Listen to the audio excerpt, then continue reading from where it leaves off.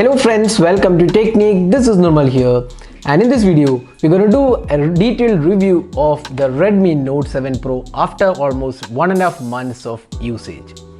So the Redmi Note 7 Pro was one of the eagerly awaited smartphones, and Xiaomi announced this on Feb 28 in India, and this is the first smartphone in the budget segment to feature the 48 megapixel camera, the Sony IMX586 sensor, and this also makes a global debut in India. So when we got the device on Feb 28th, we did a lot of videos including gaming review, the camera review. We even did the detailed review of this device, and found this to be one of the really good smartphones. But it also had its share of issues when we reviewed last month, and it also had the issues like camera UI lagging, gaming experience was not that great, some hiccups here and there with the software performance. So right now we have the Redmi Note 7 Pro with multiple updates coming in, and Xiaomi claims that these updates over a period of time has improved all the features and fixed all the bugs. So let's see how good the Redmi Note 7 Pro is after 1.5 months of usage. So let's get started. So first step, let's talk about the design and build quality. So looking at the Redmi Note 7 Pro, so one thing what Redmi has done really well on this device is that they have gone in for a glass finishing. So previous Redmi devices, the Redmi Note 6 Pro, the Note 5 Pro, all had metal construction. Now we have glass finishing on the front and the back panel, and this is protected by Gorilla Glass. It's sandwiched between a plastic body. So that's the build quality. Now we have been using this device without any sort of case. We have been using this for different testing purpose, camera comparisons, and even used as our default smartphone.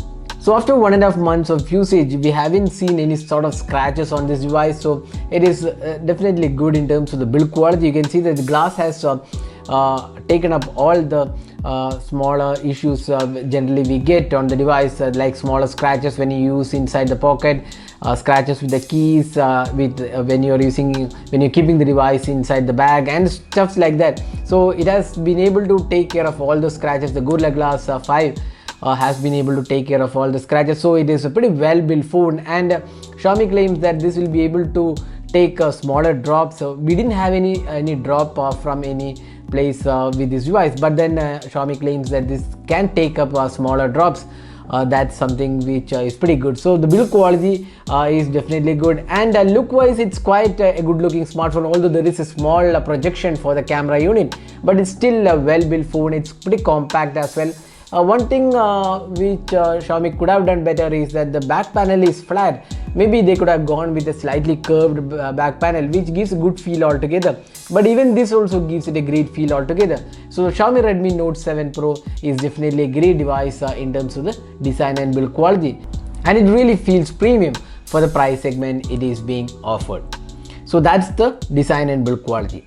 Now talking about the display. So this device comes with a 6.3 inches full HD plus resolution display with 19.5:9 aspect ratio. Again, Gorilla Glass 5 on the display. It has IPS LCD panel. While the display quality is definitely improved, the brightness levels are improved, and overall quality of the display is definitely good and better than the Redmi Note 6 Pro. But now Samsung has launched a few smartphones with AMOLED display. So when you look at that AMOLED display, then you feel that the Redmi Note 7 Pro display could have been better. But then otherwise, for the price segment that is being offered, we won't have much to complain in the display department. So overall the display quality definitely feels good on the Redmi Note 7 Pro. Now the most important thing is the software. So we have the MIUI 10 on this device along with Android 9.0 update, and one thing what we felt in our initial testing was it is really responsive, and it is able to switch between apps pretty much easily, and no lags whatsoever in terms of daily usage, and even multitasking was responsive. Now one of the annoying things about the MIUI 10 on the Redmi Note 7 Pro is the ads. So we have discussed a lot of things about that. There has been a lot of discussion, so we have to go ahead with the ads because Xiaomi's revenue model is ads on smartphones. So we have to go ahead accept that. If you are not interested in ads, you should be thinking about other smartphones. But if you want a Xiaomi smartphone with a high processor, high-end specifications at a very low price, you have to take these ads as well. So ads is something which you can disable from the settings by going to the suggestions and all those things. You can disable it. So that's something which you can do, but then there is some ads on the MIUI 10. So that's one aspect of the software. Now talking about the performance side. So this is powered by the Qualcomm Snapdragon 675 chipset. This is one of the newer chipsets, and this is a 2 GHz octa-core processor, and this has Adreno 612 GPU, and this is really great performing and a superior upgrade over the Snapdragon 636 which we saw on the Redmi Note 6 Pro and the Note 5 Pro. So in terms of the performance, it was really smooth experience, no lags whatsoever, and it was responsive to all the tasks it was put to. Now when we did the speed test comparison with other smartphones in this price segment, one thing we noticed was heavy games was getting reloaded and it was being offloaded from the memory. Even though it has 4 GB RAM, it was offloading few apps, but then it is fixed to an extent with the new updates, but still you can see a few apps getting pushed from the background, and it reloads when you do speed test. But then it's still not much to complain, especially for the price segment it is being offered. Now the gaming experience. So when we did the gaming experience initially, we could see some lags and minor issues, but with the recent update most of these issues have been fixed and the lag is almost like gone. We did a re-gaming test on this device and found that the performance has improved, and the update has fixed almost all the issues we had with the device when you do intensive gaming along with PUBG and Asphalt 9. Now so this device is definitely good for gaming in this price segment. Now other aspects of the device, there is no dedicated micro SD card slot, so it's a hybrid slot. That's something which Xiaomi could have done better, because a lot of users we are still looking for a dedicated slot. So that's one area the Xiaomi Redmi Note 7 Pro may be disappointing for few users. Now this device comes with a 3.5mm audio jack on the top, and the sound quality is pretty good with the earphones. Now even the speaker sound quality is quite adequate. We couldn't say that this is a great performer, stellar performer, but for the price segment this is definitely good. We have done a speaker test in our FAQ video. You can check out that video to see how good the speaker performance is. Now few of our viewers has been complaining that the earpiece sound when you make a call is pretty much low. So but then we haven't noticed that issue on our unit. Maybe some units have that issue, and the updates might have fixed it. We are not really sure about that, but our unit, the signal reception and earpiece volume was pretty good and no issues whatsoever in that aspect.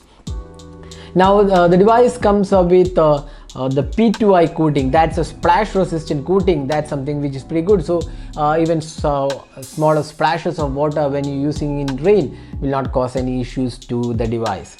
Now the device comes with a fingerprint scanner on the back panel. It's quite accurate and does the job pretty well. Even the face unlock is pretty fast, and it's again accurate as well.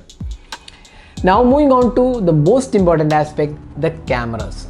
So this device comes with a dual camera setup. It has a 48 megapixel primary sensor. It's a Sony IMX586 sensor which has this massive 48 megapixel mode as well. It has a secondary 5 megapixel camera. On the front panel it has a 13 megapixel selfie camera included, and we did a detailed camera review of this device, found this camera to be really great in terms of the quality. Now when we did the camera testing initially, we had an issue with the camera interface getting a bit lagging when you use continuously, and it took a lot of time to save some of the images in our initial testing. Especially the 48 megapixel mode took a lot of time to save, and you could see when you use the camera continuously for like 10-15 minutes, the video recording gets jittery, and it was not very smooth, especially with the EIS. Again 4K was not very consistent. Those things which initially we had, almost all of them have been fixed with the recent update, but still you could see minor hiccups in the camera interface, which is not a major concern. Only for people who take a lot of photos, then you might see some minor hiccups here and there, especially when you use the camera for a longer period of time. So that's the camera aspect. So overall the camera is definitely one of the best we have seen in the sub 15k price segment. So we have also compared with other smartphones in this price segment and found the camera to be really good. And one thing to note that we did a comparison with the Pixel 3 XL and found that in some conditions, especially the night mode, some of the photos were actually surprising. It even beats the Pixel 3 XL in terms of the night mode. So that's the camera aspect. So one of the best camera smartphones. The selfie experience was kind of okay. We feel it's slightly downgrade from the 20 megapixel shooter which we had on the Redmi Note 6 Pro, and it was a dual camera setup. Now finally, the battery life. The device comes with a 4000 mAh capacity battery which Xiaomi has retained from the Redmi Note 6 Pro and the Note 5 Pro. And here we have Qualcomm's Quick Charge 4.0 support, but unfortunately there is no bundle charger, so 4.0 support charger is not available as of now. So you can go with QC 3.0 and this can charge the device in pretty good time. And the battery performance is something which is really good. You can get almost like 6.5 to 7 hours of screen on time with the normal usage, and we feel that's quite good performance from the 4000 mAh capacity battery, and you can easily get through more than a day of battery life on the Redmi Note 7 Pro. So that's the detailed review of the Redmi Note 7 Pro after almost 1.5 months of usage. So how is the Redmi Note 7 Pro in this price segment? With multiple updates Xiaomi has rolled out, almost all of the issues have been fixed except for a few issues in the camera, some minor hiccups when using the camera for longer time. Otherwise it's still a great smartphone in terms of overall experience. So if you're looking for a great smartphone in the sub 15k price segment, without doubt the Redmi Note 7 Pro is the best out there right now, especially with the 48 megapixel camera, and it's a stellar performer in terms of the performance as well, and overall experience is really great. The only downside probably is that availability is still a major concern, even after Xiaomi promising that there will be plenty of devices for sale. It's still one of the biggest issues people are facing, that is getting the device from flash sales, which happens only once in a week. So that's the issue. Otherwise Xiaomi Redmi Note 7 Pro is still the best smartphone below the 15k price segment. So that was a review of the Redmi Note 7 Pro. Hope you enjoyed watching this video. Do hit that like button and also hit the subscribe button for more videos. This is Nirmal signing off. Thanks for watching. Hope to see you in our next video. Have a great day.